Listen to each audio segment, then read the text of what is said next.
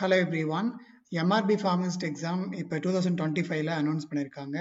இதில் பார்த்தீங்கன்னா சிலபஸில் வந்து ஃபார்மகோ தெரப்பியூட்டிக்ஸ் அப்படிங்கிற ஒரு புது சப்ஜெக்ட் வந்து ஆட் பண்ணியிருப்பாங்க. ஃபார்மகோ தெரப்பியூட்டிக்ஸ் அப்படிங்கிறது. ஸோ இந்த சப்ஜெக்ட் வந்து மோஸ்ட் ஆஃப் த பீப்புள் வந்து நம்ம கோர்ஸ் பண்ணும்போது இதை வந்து படிச்சிருக்க மாட்டோம். ஸோ அதனால் பார்த்தீங்கன்னா இந்த ஒரு சப்ஜெக்டை வந்து மோஸ்ட்லி யாருமே வந்து கவர் பண்ணியிருக்க மாட்டீங்க. ஈவன் இதை பற்றி கொஞ்சம் கூட படிச்சிருக்கவும் மாட்டோம். ஸோ இந்த வீடியோவில் நம்ம பார்க்க போகிறது என்ன அப்படின்னு பார்த்தீங்கன்னா ஃபார்மகோ தெரப்பியூட்டிக்ஸுக்கு நான் வந்து ஒரு டெஸ்ட் பேட்ச் வந்து கண்டக்ட் பண்ணிட்டு இருக்கேன். அது இப்போ வந்து இன்னைக்கு 6th டெஸ்ட் வந்து நடக்க போகுது, March 31. இன்னும் ஒரு 5-6 டேஸில் இந்த டெஸ்ட் பேட்ச் ஃபுல்லாகவே முடிஞ்சிடும். அதில் நடந்த மொதல் டெஸ்ட், ஸோ டெஸ்ட் 1ஓட வீடியோ தான் இந்த வீடியோவில், அதோட எக்ஸ்ப்ளனேஷன் தான் இந்த வீடியோவில் பார்க்க போகிறோம். ஸோ தட் உங்களுக்கு தெரப்பியூட்டிக் சப்ஜெக்டில் என்னென்ன படிக்கணும், எப்படி படிக்கணும், அப்புறம் கொஷின்ஸ் எப்படி கேட்பாங்க அப்படிங்கிற ஒரு ஐடியா வந்து உங்களுக்கு கிடைக்கும். So let's begin this. இது வந்து டெஸ்ட் 1. இந்த மாதிரி டோட்டலாக 10 டெஸ்ட் வந்து நான் கண்டக்ட் பண்ண போகிறேன். இதில் 5 டெஸ்ட் ஆல்ரெடி முடிஞ்சுது. ஸோ இப்போ 6வது டெஸ்ட் நடந்துட்டு இருக்கு. இன்னும் யாராவது ஜாயின் பண்ணாமல் இருந்தீங்க அப்படின்னா, ஜாயின் பண்ணணும்னு ஆசைப்பட்டீங்கன்னா என்னோட வாட்ஸ்அப் நம்பருக்கு கான்டாக்ட் பண்ணுங்க. இப்போ இந்த டெஸ்ட் 1ல இருக்கக்கூடிய அந்த கொஷின்ஸ் அண்ட் அதோட ஆன்சர்ஸ், கொஷின் எப்படி வரும் அப்படிங்கிற மாடலை முக்கியமாக தெரிஞ்சுக்கோங்க. அப்புறம் இதில் பார்க்கக்கூடிய கொஷின்ஸையும் வந்து அதை புரிஞ்சுக்கிட்டு அதுக்கான ஆன்சர் என்னங்கிறத நோட் பண்ணிக்கோங்க. ஸோ ஒவ்வொரு டெஸ்ட்லையும் ஒவ்வொரு டாபிக் இருக்கும். இதில் டெஸ்ட் 1க்கு நான் கொடுத்துருந்தது கார்டியோவாஸ்குலர் சிஸ்டம். இதில் இருக்கக்கூடிய டாபிக் பார்த்தீங்கன்னா hypertension, angina, myocardial infarction, hyperlipidemia, then congestive heart failure. So இதெல்லாம் வந்து இந்த கார்டியோவாஸ்குலர் சிஸ்டத்துக்கு கீழே இந்த டாபிக் எல்லாம் வரும். இதோட ஃபார்மகோ தெரப்பியை பற்றி படிக்கிறது தான் இந்த subject. So let's begin with the first question. Amlodipine அப்படிங்கிறது வந்து ஒரு கால்சியம் சேனல் பிளாக்கரு. இது ரொம்ப காமனாக வந்து ஹைப்பர் டென்ஷனில் கொடுப்பாங்க. Amlodipine is contraindicated in hypertensive patients. ஹைப்பர் டென்சிவ்னா வந்து பிபி அதிகமாக இருக்கக்கூடிய பேஷண்ட்ஸ். ஸோ ப்ரெஷர் அதிகமாக இருக்கக்கூடிய பேஷண்ட்ஸில் நம்ம ஃபார்மகாலஜியில் இல்லை கெமிஸ்ட்ரியை பொறுத்த வரைக்கும் ஆம்லோடிபைன்ங்கிறது ஹைப்பர் டென்ஷனில் யூஸ் பண்ணுவாங்க அப்படிங்கிற அளவுக்கு தான் படிப்போம். ஆனால் அது வந்து பர்டிகுலராக எந்த பேஷண்ட்டுக்கு கொடுக்கலாம், இல்லை அந்த பேஷண்ட்டுக்கு வேறு ஏதாவது ஒரு பிரச்சனை இருந்துச்சுன்னா கொடுக்கலாமா கூடாதா, இந்த மாதிரியான விஷயங்கள்லாம் நம்ம வந்து தெரப்பியூட்டிக் சப்ஜெக்டில் தான் நம்ம வந்து படிப்போம். ஸோ இங்கே என்ன கொஷின் அப்படின்னா, ஆம்லோடிபின் வந்து கான்ட்ரா இண்டிகேட்டட். ஸோ கான்ட்ரா இண்டிகேட்டடுங்கிறது 2 டேர்ம், ஒன்று கான்ட்ரா, இன்னொன்று இண்டிகேட்டட். இப்போ ஒரு ட்ரக் இண்டிகேட்டட் அப்படின்னு சொன்னாங்கன்னா அந்த டிசீஸில் கொடுக்கலாம் அப்படின்னு அர்த்தம். அதே ட்ரக்கு கான்ட்ரா இண்டிகேட்டட்னு கொடுத்தாங்கன்னா இண்டிகேட்டடுக்கு ஆப்போசிட். கான்ட்ரானா வந்து ஆப்போசிட் இல்லை அகெயின்ஸ்ட்னு அர்த்தம். ஸோ இது வந்து அந்த நோய், அதாவது அந்த நோயில் பர்டிகுலராக கொடுக்கக்கூடாதுன்னு அர்த்தம். ஸோ அப்படி பார்க்கும்போது ஆம்லோடிபின் வந்து கொடுக்கக்கூடாது, எந்த பேஷண்ட்டில் கொடுக்கக்கூடாதுன்னு கேட்டிருக்காங்க. ஸோ இங்கே பார்த்தீங்கன்னா ப்ரெக்னன்சி. ஸோ இன்கேஸ் அவங்க வந்து ப்ரெக்னெண்ட்டாகவும் சேம் டைம் வந்து ப்ரெஷர் அதிகமாக இருந்துச்சுன்னா கொடுக்கக்கூடாதுன்னு சொல்லி ஆப்ஷன் ஏ. அப்புறம் கார்டியோஜெனிக் ஷாக், தென் ஹைப்போகேலிமியா, ஆன்ஜியோஇடிமா. ஹைப்போகலிமியானா அந்த பொட்டாசியம் லெவல் வந்து கம்மியாக இருக்கிறது. ஸோ இதில் எது கரெக்ட் ஆன்சர் அப்படின்னு பார்த்தீங்கன்னா கார்டியோஜெனிக் ஷாக். ஸோ ஒரு பேஷண்ட்டுக்கு வந்து ஹைப்பர் டென்ஷன் இருக்கு ஆல்ரெடி, அவங்க வந்து கார்டியோஜெனிக் ஷாக் அந்த கண்டிஷனோட வந்திருக்காங்க அப்படிங்கும்போது ஆம்லோடிபின் வந்து கொடுக்கக்கூடாது. ஸோ கான்ட்ரா இண்டிகேட்டட்னா எதில் கொடுக்கக்கூடாதுன்னு அர்த்தம். நெக்ஸ்ட் செகண்ட் கொஷின் பார்க்கலாம். Inadequate supply of oxygen to the heart. So ஹார்ட்டுக்கு பிளட் சப்ளைங்கிறது ப்ராப்பராக போயிட்டுருக்கோம் த்ரூ கொரோனரி ஆர்டரிஸ். அந்த ஆர்டரிஸ் மூலயமா போகக்கூடிய பிளட் சப்ளை சரியான அளவு போகலைன்னா inadequate supply of oxygen. So ஆக்சிஜன்கிறது பிளட் வழியாக தான் போகுது. ஸோ பிளட்டு கம்மியாக போனால் சேம் டைம் ஆக்சிஜனும் கம்மியாக தான் போகும். ஸோ இதுக்கு பேர் என்ன அப்படின்னு கேட்டிருக்காங்க. சாய்ஸஸ் பாருங்கள்: hypoxia, ischemia, infection, all the above. ஹைபாக்சியானா ஆக்சிஜன் வந்து கம்மியாக இருக்கக்கூடிய கண்டிஷன்.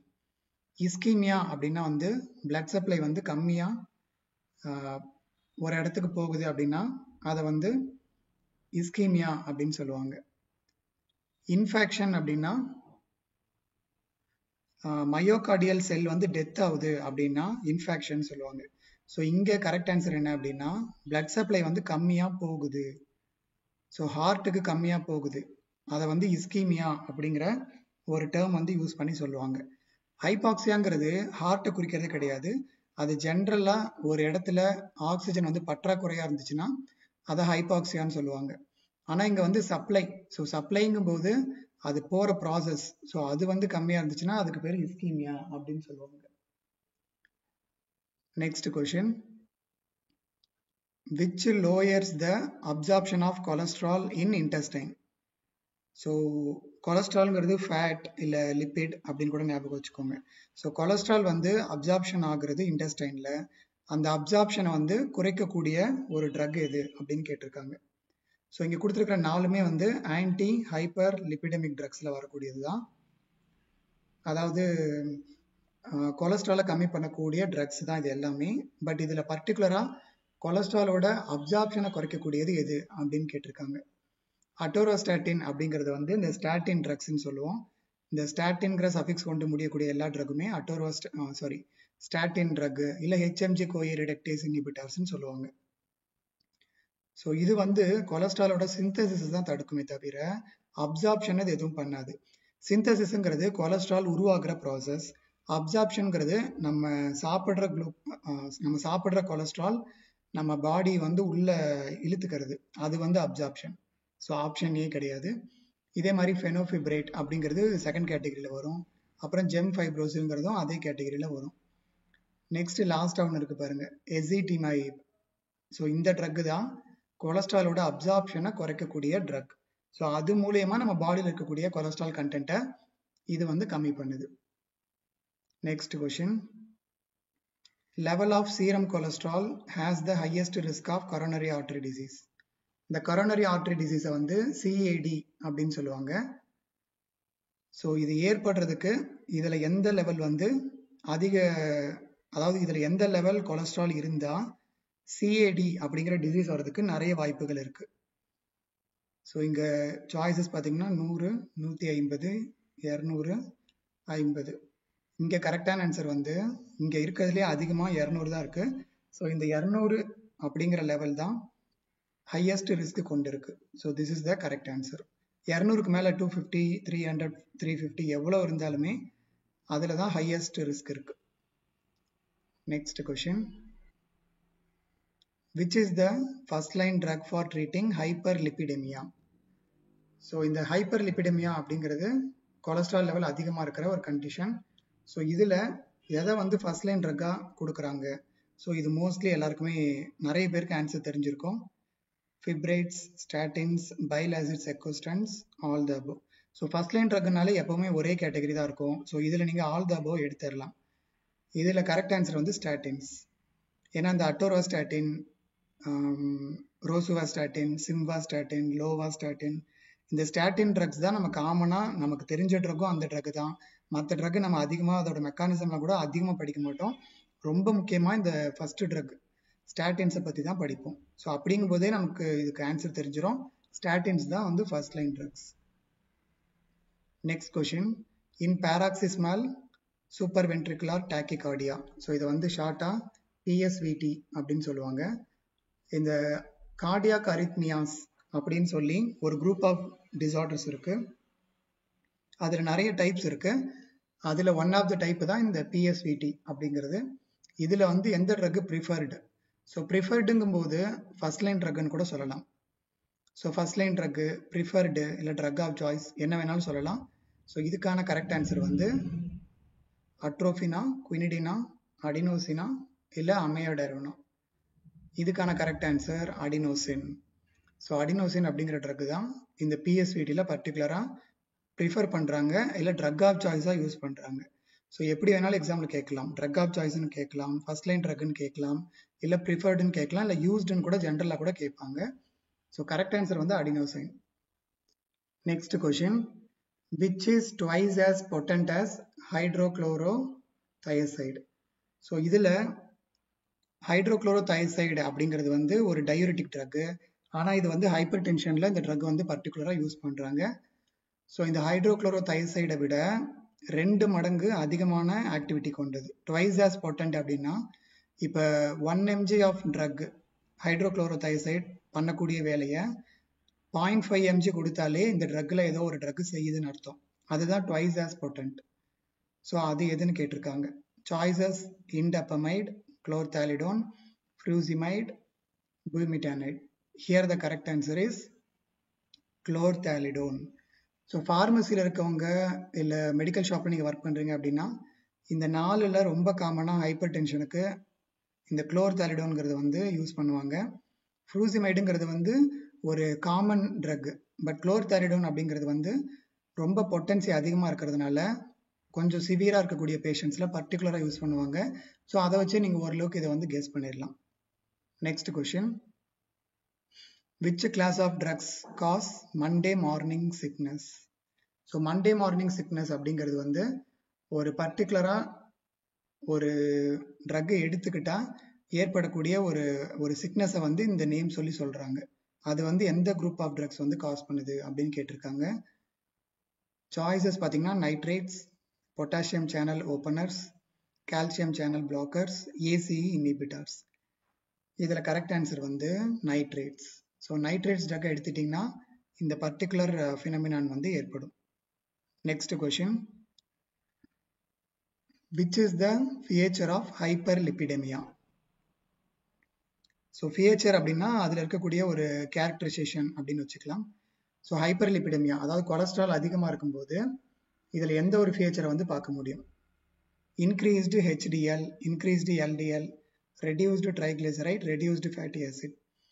ஸோ ரெடியூஸ்ன்னு சொன்னாலே அந்த கொலஸ்ட்ராலோட லெவல் கம்மியாக இருக்குது. இங்கே கொஷின் என்ன? ஹைப்பர்லிபிடமியா. ஸோ கொலஸ்ட்ரால் அதிகமாக இருக்கும்போது இதில் எதை பார்க்க முடியும்? ரெடியூஸ்டுங்கிறத நம்ம ரிமூவ் பண்ணிடலாம். இது ரெண்டுத்தையும் வந்து இந்த இடத்துல இருந்து எடுத்துடலாம். ஸோ ஹெச்டிஎல் அதிகமாக இருக்குமா, எல்டிஎல் அதிகமாக இருக்குமா? ஹெச்டிஎல்ங்கிறது good cholesterol. So good cholesterol அதிகமாக இருந்தால் அவ்வளோ ப்ராப்ளம் கிடையாது, அதனால் இதுவும் கிடையாது. So the correct answer is increased LDL. So எல்டிஎல்ங்கிறது வந்து லோ டென்சிட்டி லிப்போப்ரோட்டீன் சொல்லுவாங்க. இல்லை இதை புரிகிற மாதிரி வந்து லீத்தல்லி டேஞ்சரஸ் லிப்போப்ரோட்டீன் அப்படின்னு சொல்லுவாங்க. ஸோ எல்டிஎல் தான் பேட் கொலஸ்ட்ரால், இதோட லெவல் தான் அதிகமாக இருக்கும். ஹெச்டிஎல் அதிகமாக இருந்தால் பிரச்சனை கிடையாது. So here the correct answer is this one. Next question: which is known as essential hypertension? ஹைப்பர் டென்ஷனை வந்து 2 டைப்ஸாக மேஜராக பிரிப்பாங்க. Primary hypertension, secondary hypertension அப்படின்ட்டு. அது இல்லாமல் ப்ரெக்னன்சி இன்டியூஸ்ட் ஹைப்பர் டென்ஷன் கூட இருக்குது. ஸோ இதில் எசென்ஷியல் ஹைப்பர் டென்ஷன் அப்படின்னு சொல்லி எதை குறிப்பிடுறாங்க அப்படின்னா primary hypertension. So primary ஹைப்பர் டென்ஷனுக்கு இன்னொரு பேர் தான் எசென்ஷியல் ஹைப்பர் டென்ஷன். பிரைமரி அப்படிங்கிறது வந்து ஈட்டியாலஜி வந்து பர்டிகுலராக இதை எது காஸ் பண்ணிச்சுங்கிறது தெரியாமல் இருந்துச்சுன்னா அது பிரைமரி ஹைப்பர் டென்ஷன். இல்லை இது வேற ஏதாவது ஒரு நோயோட லிங்க் ஆகி ஏற்பட்டிருந்துச்சு அப்படின்னா அது secondary hypertension. Next question: constipation is the common ADR of? So constipation அப்படிங்கிறது வந்து இதில் எந்த ட்ரக்கோட ஒரு காமனான ஏடிஆர் அப்படின்னு கேட்டிருக்காங்க. Nicardipine, metoprolol, sodium nitroprusside, verapamil. So constipation அப்படிங்கிறது சி ஃபார் சீன்னு ஞாபகம் வச்சுக்கோங்க. Calcium channel blocker. Calcium channel பிளாக்கரில் ஒரு ட்ரக்கோட அட்வர்ஸ் எஃபெக்ட் தான் இந்த constipation. That calcium channel blocker is verapamil. So verapamil ட்ரக்கோட ஒரு காமனான ஏடிஆர் தான் constipation. Next question: in grade 3 hypertension dash is used? So grade 3 hypertension அப்படிங்கிறது வந்து இப்போ ஹைப்பர் டென்ஷனை வந்து அதோட ஸ்டேஜ், அதாவது அந்த ரேஞ்சை பொறுத்து அதை டிஃப்ரெண்ட் கிரேட்ஸில் வந்து குறிப்பிடுவாங்க. அதில் கிரேட் 3ல் எந்த ட்ரக்கை வந்து யூஸ் பண்ணலாம்? ஸோ கிரேட் 3ங்கிறது வந்து கிரேட் 1ங்கிறது ஓரளவுக்கு ஸ்டார்டிங் ஸ்டேஜ்னு சொல்லலாம். கிரேட் 2ங்கிறது கொஞ்சம் டெவலப்பிங் ஸ்டேஜ். கிரேட் 3ங்கிறது கொஞ்சம் சிவியர் ஸ்டேஜ் நோக்கி போகுது. அந்த மாதிரி சிவியர் ஸ்டேஜில் நோக்கி போயிட்டு இருக்கிற அந்த கண்டிஷனில் காம்பினேஷன் தான் கொடுக்கணும். ஸோ ஆப்ஷன் ஏவும் கொடுக்கலாம், ஆப்ஷன் பியும் கொடுக்கலாம். So the correct answer is option c, both a and b. Next question: which is a common manifestation in congestive heart failure? So congestive heart failure அப்படின்னு சொல்லுவோம். இதில் என்ன ஆகும் அப்படின்னா ஹார்ட் வந்து அதோட வேலையை கரெக்டாக பண்ணாமல் இருக்குது அப்படின்னு அர்த்தம். அதாவது ஹார்ட்டோட வேலை என்ன? பிளட்டை வந்து ப்ராப்பராக பம்ப் பண்ணி அனுப்புறது. அந்த ஒரு ஃபங்க்ஷனை ஹார்ட் பண்ண முடியாமல் போகிற ஒரு கண்டிஷன் தான் கன்ஜஸ்டிவ் ஹார்ட் ஃபெயிலியர். இது ஏற்படுறதுக்கு காரணம் வந்து பிளட் வந்து வென்ட்ரிக்கல்ஸ்லேயே தங்குறது ஒரு முக்கியமான காரணமாக இருக்கலாம். ஸோ இதில் வந்து இந்த ஃபாலோயிங்கில் எதை வந்து பார்க்க முடியும்? மேனிஃபெஸ்டேஷன்னா இது வந்து உருவாகும் அப்படின்னு கேட்டிருக்காங்க. So here the correct answer is shortness of breath, palpitation, anorexia, postural hypotension இதெல்லாம் இதில் பார்க்க முடியாது. பட் ஷார்ட்னஸ் ஆஃப் பிரெத்னா மூச்சு விடுறதுக்கு சிரமப்படுவாங்க. ஸோ இதை வந்து பார்க்க முடியும். Next question, which is used to prevent blood clot formation after surgery. அதாவது இப்போ ஒரு பேஷண்ட்டுக்கு சர்ஜரி பண்ணி முடிச்சதுக்கு அப்புறமா அவங்களுக்கு பிளட் கிளாட் ஏற்படுறதுக்கு வாய்ப்புகள் அதிகமாக இருக்கும். ஏன்னா அவங்க பாடியில் வந்து ஒரு ஓப்பன் ஏரியா வந்து கிரியேட் பண்ணிட்டு அதுக்கப்புறம் அதை க்ளோஸ் பண்ணியிருப்பாங்க. அப்படிங்கும்போது அங்கே பிளட் கிளாட் ஏற்படுறதுக்கு வாய்ப்புகள் இருக்கு. ஸோ அதை தடுக்கிறதுக்கு பர்டிகுலராக இதில் எந்த ட்ரக் கொடுப்பாங்க அப்படின்னு பார்த்தீங்கன்னா, இங்கே கொடுத்துருக்கிறதுல ஆஸ்பிரின், ஹெப்பாரின், கிளாபிடாக்ரல் இது எல்லாமே பிளட் கிளாட்டை தடுக்கும். ஆனால் பர்டிகுலராக சர்ஜரிக்கு அப்புறம் அப்படின்னு பார்த்தீங்கன்னா correct answer is heparin. So heparin drug தான் இந்த ஒரு பர்பஸ்க்காக பிரைமரியாக யூஸ் பண்ணுறாங்க. Next question, which anti-anginal drug is used in variant angina? ஆன்ஜினாவில் வந்து காமனாக 3 டைப்ஸ் இருக்கு. ஸ்டேபிள் ஆன்ஜினா அப்படின்னு ஒரு டைப் இருக்கு, அப்புறம் அன்ஸ்டேபிள் ஆன்ஜினா அப்படின்னு ஒன்று இருக்கு, மூணாவதாக இருக்கக்கூடிய ஒரு டைப் தான் வேரியண்ட் ஆன்ஜினா. இந்த வேரியண்ட் ஆன்ஜினாவுக்கு இன்னொரு பேர் கூட இருக்கு, அது தெரிஞ்சவங்க கமெண்ட்ல மென்ஷன் பண்ணுங்க. இந்த வேரியண்ட் ஆன்ஜினா ஆல்சோ நான் as அப்படின்னு போட்டு மென்ஷன் பண்ணுங்க. ஸோ இதுக்கான கரெக்ட் ஆன்சர் என்ன அப்படின்னு பார்த்தீங்கன்னா ஆப்ஷன் ஏ, வெரப்பாமில். ஸோ வெரப்பாமில் அப்படிங்கிற ட்ரக் தான் primarily used for treating variant angina. So this is the right one. Next question, which is not used in hypertension during pregnancy? Pregnancy டைமில் பார்த்தீங்கன்னா mostly அவங்களுக்கு எந்த ஒரு டிசார்டர் கண்டிஷனாக இருந்தாலும் ப்ரெக்னெண்ட்டாக இருக்கவங்களுக்குன்னு கொடுக்கறதுக்குன்னு தனி கேட்டகரி ஆஃப் ட்ரக்ஸ் வந்து இருக்கும். அந்த மாதிரி இதில் 3 ட்ரக் வந்து யூஸ் பண்ணலாம், ஏதோ ஒன்று யூஸ் பண்ண முடியாது. அது எது அப்படின்னு கேட்டிருக்காங்க. ஸோ ஹியர் சாய்ஸஸ் பார்த்தீங்கன்னா லெபிட்டலால், நிஃபிடிபின், மெத்தில்டோபா, ப்ரோப்ரனோலால். இதில் கரெக்ட் ஆன்சர் என்ன அப்படின்னு பார்த்தீங்கன்னா ப்ரோப்ரனோலால். ஸோ ப்ரோப்ரனோலால் மட்டும்தான் ப்ரெக்னன்சி டைமில் ஹைப்பர் டென்ஷனை ட்ரீட் பண்ணுறதுக்கு கொடுக்க மாட்டாங்க. இது ஃபார்மசியில் இருக்கவங்களுக்கு லெபிட்டலால்ங்கிறது காமனாக கொடுக்கக்கூடிய ஒரு ட்ரக்னு நல்லாவே தெரியும். நிஃபிடிபினும் வந்து ரொம்ப காமனாக கொடுக்கக்கூடிய ட்ரக். மெத்தில்டோப்பா அந்தளவுக்கு நம்ம ஃபார்மசியில் ப்ரிஃபர் பண்ண மாட்டோம், பட் ஆனாலுமே இது வந்து காமனாக யூஸ் பண்ணுற ஒரு ட்ரக் தான். ஸோ இதெல்லாம் வந்து நீங்கள் எக்ஸ்பீரியன்ஸ் மூலியமாகவும் இதை லேர்ன் பண்ணிக்க முடியும், இல்லை இந்த மாதிரி ஸ்டடி பண்ணும்போது நீங்கள் லேர்ன் பண்ணிக்கலாம். ஸோ இங்கே வந்து correct answer propranolol. A patient with a blood pressure 140/85 is classified as 140/85க்கு மேலே blood pressure இருந்துச்சுன்னா, ஸோ நார்மல் பிபி எவ்வளோ 120/80.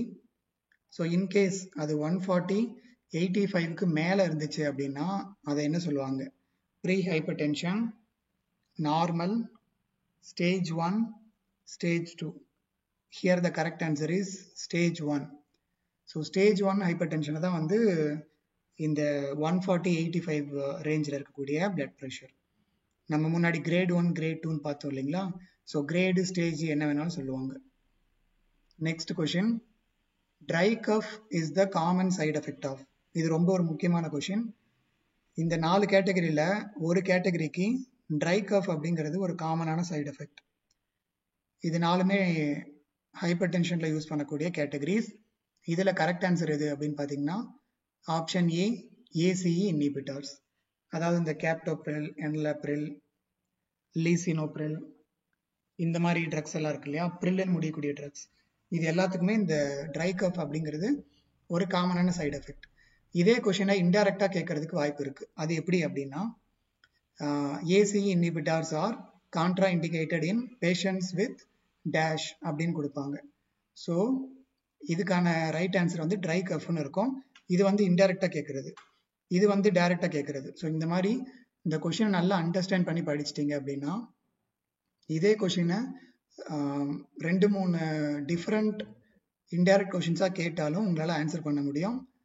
Only if you are studying with proper understanding.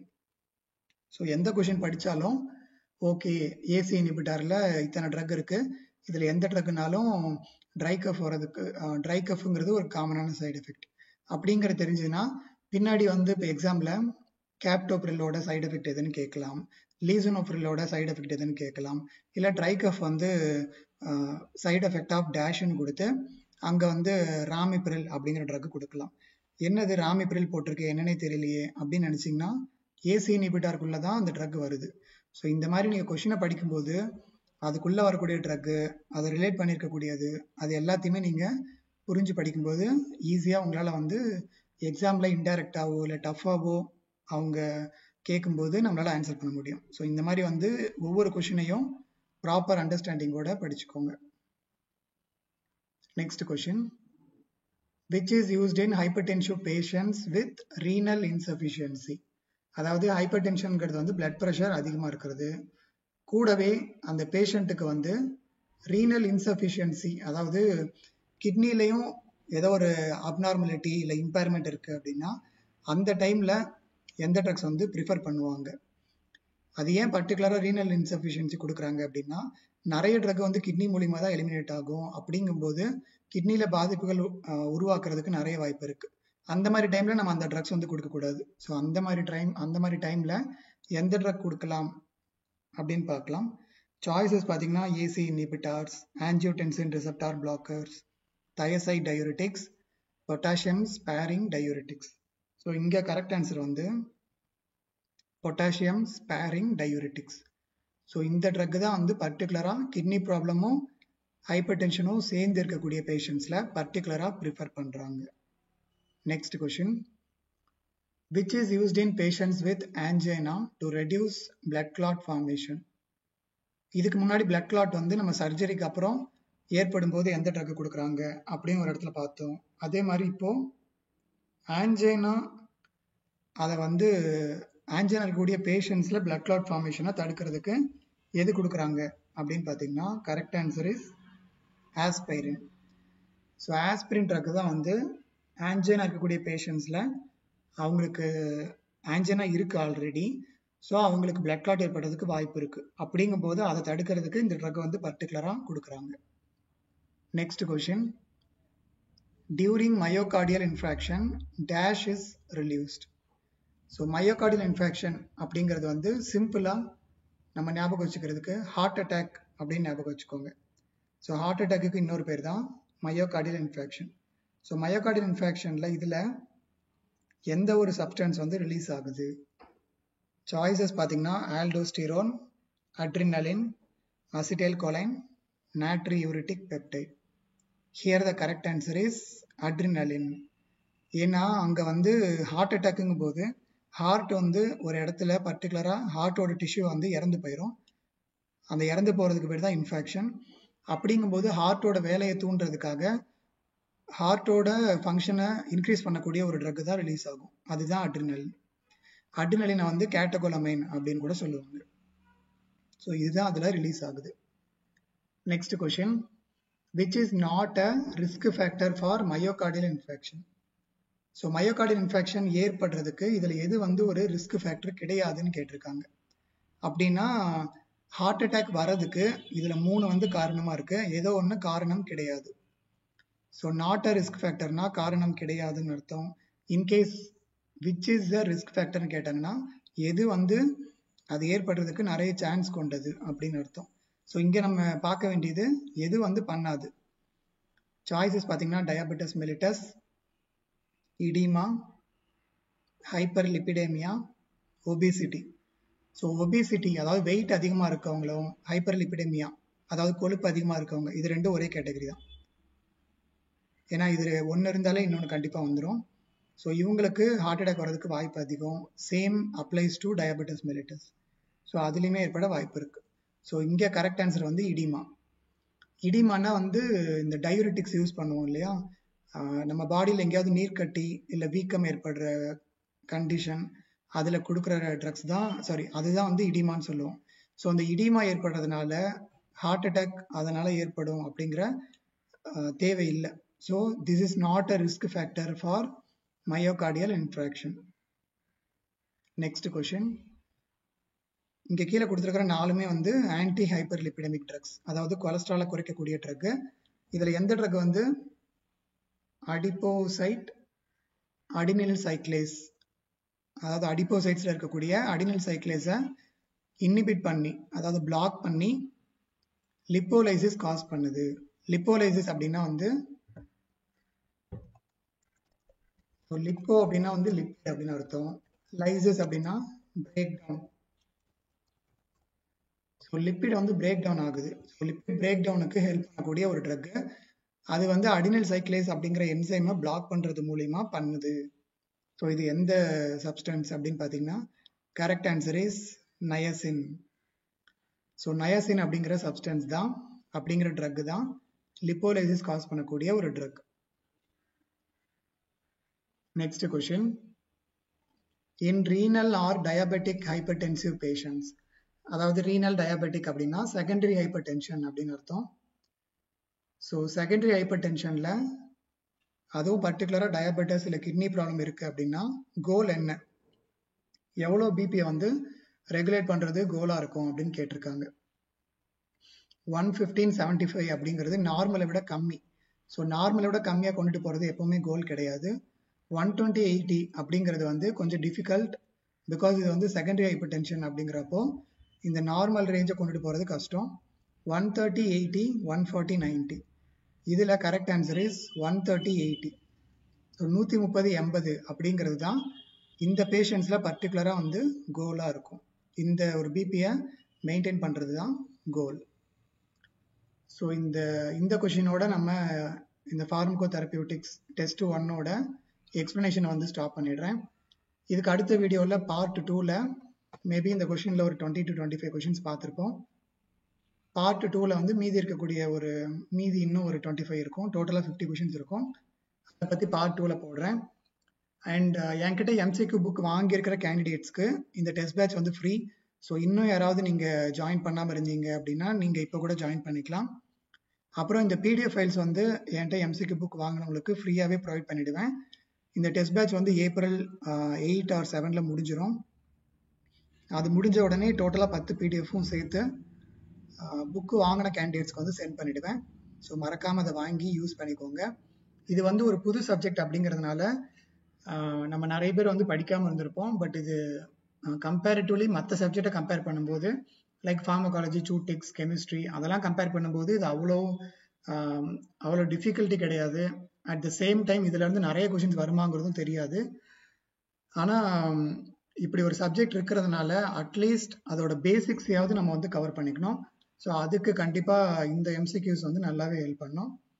So இந்த மாதிரி டோட்டலாக 10 டெஸ்ட்டில் டோட்டலாக வந்து 500 எம்சிக்யூஸ் வந்து இன்னும் ஒரு 10 டேஸ்க்குள்ளார ரெடி ஆகிடும். அது ரெடி ஆனதும் புக்கு வாங்கின கேண்டிடேட்ஸ் என்கிட்ட கேட்டுட்டு வாங்கிக்கோங்க. அதுக்குன்னு ஒரு டெலகிராம் குரூப் இருக்குது இந்த டெஸ்ட் பேட்சுக்குன்னு தனியாக. அந்த குரூப்பில் ஆட் பண்ணிவிடுவேன். நீங்கள் எல்லா பிடிஎஃப் ஃபைலையும் அங்கேயே பார்த்துக்கலாம். டெஸ்ட்டும் இப்போ ஜாயின் பண்ணுறவங்க டெஸ்ட்டுமே எழுதிக்கலாம். இல்லை நீங்கள் புக்கு இன்னும் வாங்கலை அப்படின்னா நீங்கள் ஃப்யூச்சரில் புக்கு வாங்கும்போது இதையும் சேர்த்து என்கிட்ட கேட்டுட்டு வாங்கிக்கோங்க.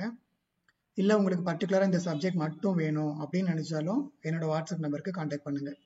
அப்புறம் இப்போ எம்சிக்யூ புக்ஸ் வந்து இப்போ கரண்ட்லி அவைலபிள் இருக்குது. ஸோ எக்ஸாம் அனௌன்ஸ் பண்ணுற வரைக்கும் வெயிட் பண்ணி டைம் வேஸ்ட் பண்ணுறதுக்கு பதிலாக பெட்டர் நீங்கள் உங்கள் ப்ரிப்ரேஷனை இப்பயே ஸ்டார்ட் பண்ணிக்கிறது நல்லது. பிகாஸ் எக்ஸாம் எப்போ அப்படிங்கிறது வந்து இன்னும் ப்ராப்பர் அப்டேட் இல்லை. பட் எனி டைம் சடனாக அவங்க எக்ஸாம் வந்து அனௌன்ஸ் பண்ணுறதுக்கு நிறைய வாய்ப்புகள் இருக்குது. ஸோ அதனால் நீங்கள் நல்லா ப்ரிப்பேர் பண்ணிவிட்டு ரிவிஷன் பண்ணுறதுக்கே நீங்கள் ஸ்டார்ட் பண்ணிக்கணும். அட்லீஸ்ட் இன்னொரு 1 மந்த்துக்குள்ளார படித்து முடிச்சுட்டு ரிவிஷன் அளவுக்கு போனீங்கன்னா தான் எக்ஸாமில் வந்து நல்லா ஸ்கோர் பண்ண முடியும். அதுவும் எம்சிக்யூஸை நீங்கள் படிக்கிறீங்க அப்படிங்கும்போது அதை ஒரு 1 or 2 டைம்ஸ் ரிவிஷன் பண்ணிங்கன்னா அது ரொம்ப ரொம்ப ஹெல்ப் பண்ணும் எக்ஸாம் டைமில். ஸோ பார்த்துக்கோங்க. இன்னும் ப்ரிப்பேர் பண்ணாதவங்க ப்ரிப்பேர் பண்ண ஸ்டார்ட் பண்ணிக்கோங்க. So that's it. Thanks for வாட்சிங் திஸ் வீடியோ. உங்கள் ஃப்ரெண்ட்ஸ் யாராவது தெரபியூட்டிக் சப்ஜெக்ட்டுக்கு எம்சிக்யூஸ் எப்படி படிக்கிறது இல்லை எப்படி வரும்னு தெரியாமல் இருந்துச்சு அப்படின்னா அவங்களுக்கும் இந்த வீடியோ ஷேர் பண்ணுங்கள். So that it will be helpful to them. And இதே மாதிரி வீடியோஸ் ரெகுலராக பார்க்குறதுக்கு சேனலை சப்ஸ்கிரைப் பண்ணிக்கோங்க.